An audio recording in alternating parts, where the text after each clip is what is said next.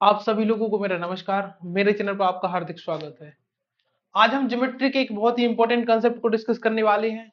ये जो आप बोर्ड पर देख रहे हैं ये सिंगल क्वेश्चन नहीं है।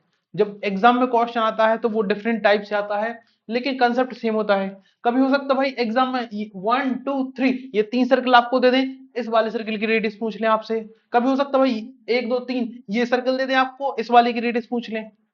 इन दोनों सर की रेडियस नहीं पूछी जाती कभी, क्योंकि ये कॉमन सेंस से बहुत नीचे का सवाल हो जाता है। कभी हो सकता है भाई इसकी रेडियस आपसे पूछने को दे दी जाए। अब देखो हमें इनकी रेडियस कैसे निकालना है। देखो मैं आपको बता सकता हूं कि इनकी रेडियस क्या होगी।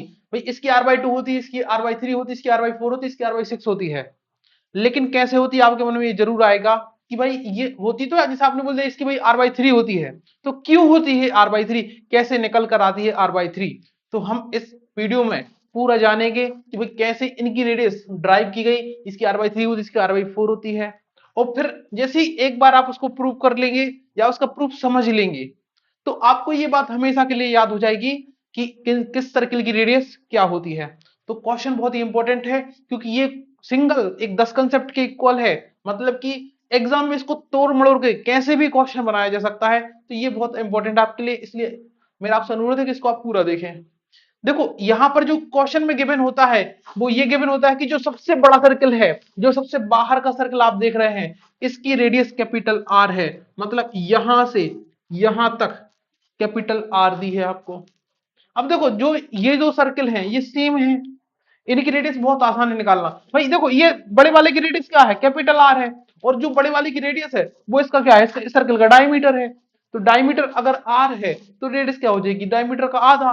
तो इसकी रेडियस जो हो जाएगी वो r/2 हो जाएगी। तो ये बात तो क्लियर भाई, इसलिए मैंने बोला था कि ये जो इनकी रेडियस कॉमन सेंस से नीचे का सवाल है, भाई कोई भी बता सकता है। भाई फोर्थ या फिफ्थ क्लास का बच्चा ही बता सकता है कि इसकी r/2 होगी, जस्ट आधी दिख रही है हमें। लेकिन मेन जो है वो इन दोनों सर्कल या इन तीनों सर्कल की रेडियस निकालना है, जो कि सबसे जो कि मतलब थोड़ा मुश्किल काम है। अब देखो इसकी रेडियस होती है r/3, इस वाले सर्कल की रेडियस होती है r/3। अब मैं इसको आपको प्रूव करके दिखाऊंगा। देखो मैंने एक बात आपको बताई हुई है पहले से कि अगर सर्कल एक्सटर्नली टच करें या इंटरनली टच करें, हमेशा उनके सेंटर्स और ये पॉइंट ऑफ कांटेक्ट ये वाले ये क्या होते हैं, कोलिनियर होते हैं, मतलब एक ही लाइन में होते हैं। तो यहां पर भी तो देखो ये सर्कल और सर्कल क्या टच नहीं कर रहे एक दूसरे से। तो आप बोलेंगे सर ये तो कर रहे हैं टच। भाई ये पॉइंट ऑफ कांटेक्ट हो जाएगा यहाँ पर।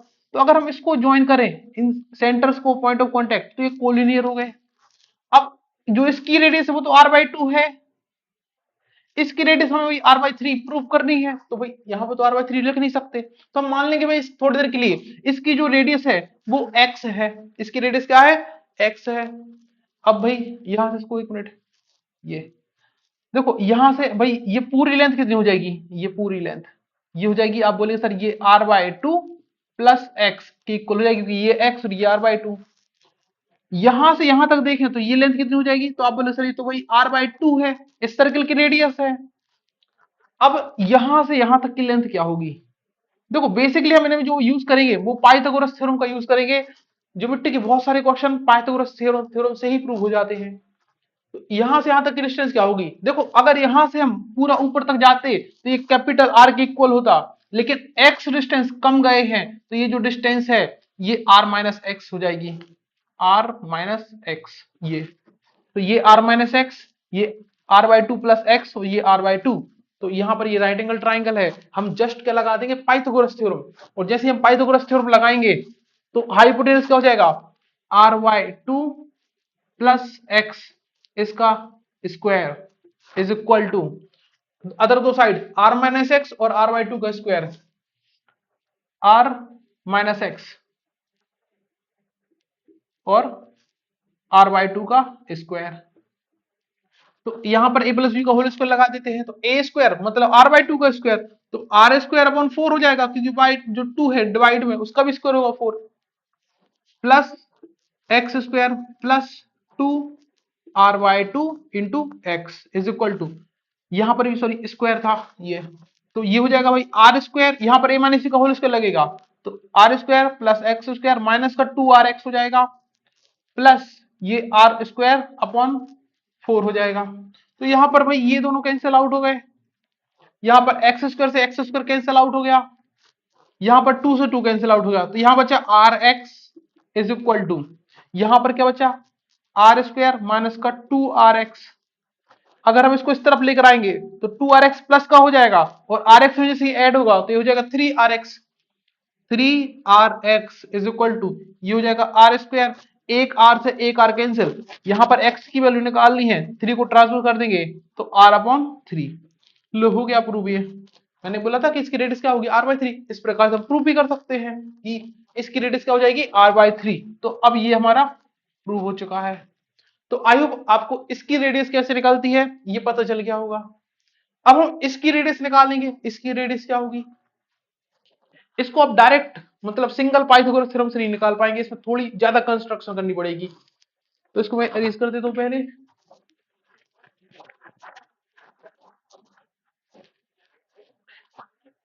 देखो इसकी रेडियस हमें पता तो है नहीं, R/4 होगी, लेकिन जब हमें पता नहीं है तो हम इसको क्या मान लेंगे भाई, एक्स तो मान चुके, इसको के मान लेते हैं, इसकी रेडियस को मान लेते हैं के, यहां से यहां तक की डिस्टेंस क्या हो जाएगी के। अब सेम देखो ये दोनों सर्किल भी टच कर रहे हैं तो इनके टचिंग पॉइंट और सेंटर्स ये क्या हो जाएंगे भाई, कोलिनियर हो जाएंगे। तो अगर इसकी रेडियस को के माना है तो ये भी के हो जाएगी, और ये क्या हो जाएगी रेडियस, इसकी रेडियस क्या है R/2। तो ये पूरी लेंथ क्या हो जाएगी, ये हो जाएगी R/2 प्लस के, ये हो जाएगी। अब हम क्या करते हैं भाई, इसको यहां से ज्वाइन कर देते हैं, एक ये ज्वाइन कर दिया इसको हमने यहां से।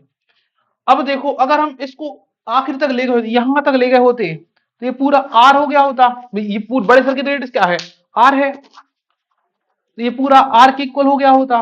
लेकिन यहां पर हम के डिस्टेंस कम गए हैं, R से भाई यहां तक पूरे जाते तो R होती, लेकिन हम के डिस्टेंस कम गए हैं तो ये हो जाएगी R-K, ये हो जाएगी R-K, ये वाली डिस्टेंस। तो ये बन गया हमारा ट्रायंगल। देखो अब यहां पर राइट एंगल ट्रायंगल नहीं बना, मतलब अभी हम पाइथागोरस नहीं लगा सकते। अब हम क्या करेंगे भाई, यहां से परपेंडिकुलर डालेंगे पाइथागोरस के लिए, यहां परपेंडिकुलर डाल दिया ये। अब देखो ये के है तो ये वाली लेंथ भी के हो जाएगी, ये इतनी लेंथ ये भी क्या हो जाएगी के। अगर ये के है और पूरी R/2 है तो ये बचेगी R/2 माइनस के, R/2 माइनस का के, ये बचेगी लेंथ। अब देखो यहां पर दो दो ट्राइंगल दिख गए, जैसे मान के चलो ये हमारे एक ट्राइंगल है, यहां से हमने परपेंडिकुलर डाला, ये हाइपोटेनियस, इसको H1 नाम दे देते हैं, इसको H2 नाम दे देते हैं, इसको B1 नाम दे देते हैं, इसको B2 नाम दे देते हैं। देखो इस अगर हम इस ट्राइंगल में पाइथागोरस लगा के इसकी वैल्यू निकालें और इस ट्राइंगल में पाइथागोरस लगा के इसकी वैल्यू निकालें तो वैल्यू तो सेम आएगी ना, क्योंकि भाई लाइन तो एक ही है। तो अगर हम इस ट्राइंगल से पाइथागोरस लगा के इसकी वैल्यू निकालें और इसकी वैल्यू निकालें तो सेम वैल्यू आनी चाहिए। तो अगर सेम वैल्यू आएगी तो दोनों क्वांटिटीज क्या हो जाएंगी, इक्वल हो जाएंगी। और जैसे देखो हमें अगर पाइथागोरस लगा के अगर परपेंडिकुलर वैल्यू निकालते हैं तो P square is equal to होता है H square minus B square. ये बेसिक पाइथागोरस थ्योरम है, सिर्फ अकेले हमने बी को ट्रांसफर कर दिया है इस प्रकार से। तो यहां पर देखो, यहां पर पहले हम इस ट्राइंगल में लगाते हैं तो इसकी जो वैल्यू होगी हाइपोटेनियस मतलब R/2 प्लस के,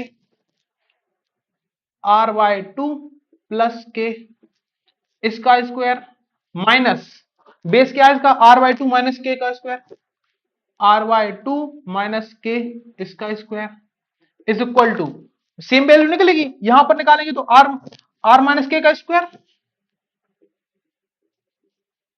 माइनस इसका के का स्क्वायर हो जाएगा, के का स्क्वायर।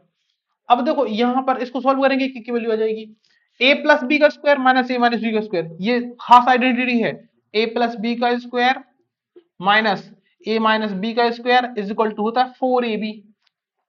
तो यहां पर 4ab हो जाएगा, तो 4 a की वैल्यू क्या है, आप बोलेंगे सर R/2 है, b की वैल्यू क्या है सर k है, ये इज इक्वल टू यहां पर देखो a square minus B square, A square minus B square क्या होता है A plus B, A minus B. तो जैसे हम इन दोनों को ऐड करेंगे तो आर माइनस के प्लस के, तो ये भाई क्या बचेगा, के से के कैंसिल आउट हो जाएगा, या फिर कर देते एक बार आपको और देखो आर माइनस के प्लस का के, ये ए है ये बी है, एक बार ऐड कर दिया आर माइनस के एक बार माइनस कर दिया, यहां पर देखो दो से ये चार कैंसिल आउट दो बार, तो 2 RK हो जाएगा इज इक्वल टू, ये के से के कैंसिल आउट, यहां बचा आर, यहां पर आर माइनस का 2k, एक आर से एक आर कैंसिल, ये बचा 2k is equal to R minus का 2k, 2k, ये 2k को यहां पर लाएंगे प्लस का हो जाएगा 4k हो जाएगा, तो हो जाएगा 4k is equal to R, और k की वैल्यू क्या आ जाएगी r अपॉन 4। तो ये हमारे इस ट्राइंगल की रेडियस निकल आई r अपॉन 4। तो इस प्रकार से हम प्रूव कर सकते हैं, जो k की वैल्यू r अपॉन 4 है, मतलब हम यहां पर क्या लिख सकते हैं r अपॉन 4। तो ये वैल्यूज आपको याद रखनी है। अगर एक बड़ा सा सर्कल दे दें, उसमें इस प्रकार सर्कल दे दें आपको, तो इन दोनों सर्कल की जो रेडियस होगी ये जस्ट आधी होगी, r/2 होगी। ये बीच वाले सर्कल जो जस्ट बीच में फंसा कर देंगे, इसकी वैल्यू क्या होगी r/3 होगी। इस वाले सर्कल की वैल्यू क्या होगी, सॉरी रेडियस की वैल्यू क्या होगी r/4 होगी। अब ये बच्चा सर्कल देखो, ये थोड़ा डिफिकल्ट हो जाएगा। इसको अगर हम यहां से ज्वाइन करें और यहां से ज्वाइन करेंगे, फिर हम इसको यहां से ज्वाइन करना पड़े, इसकी रेडियस निकालने के बता रहा हूं मैं। और फिर इन दोनों, ये ट्राइंगल और इस ट्राइंगल में जब हम कोसाइन रूल लगाते हैं, तब जाके हमारे इस सर्कल की रेडियस आती है, और इस सर्कल की जो रेडियस होती है वो होती है r/6। तो इसकी वैल्यू आप याद रख सकते हैं। अगर फिर भी आपको लगता है कि सर नहीं हमें तो इसके प्रूफ जानने की जरूरत है, तो आप कमेंट बॉक्स में बताएं। अगर आपकी डिमांड होगी तो मैं इस सर्कल की रेडियस भी कोसाइन रूल से प्रूव करके दिखा दूंगा कि r/6 होती है। हालांकि अभी के लिए आप याद रखें कि भाई इसकी रेडियस r/2, r/3, r/4 और r/6।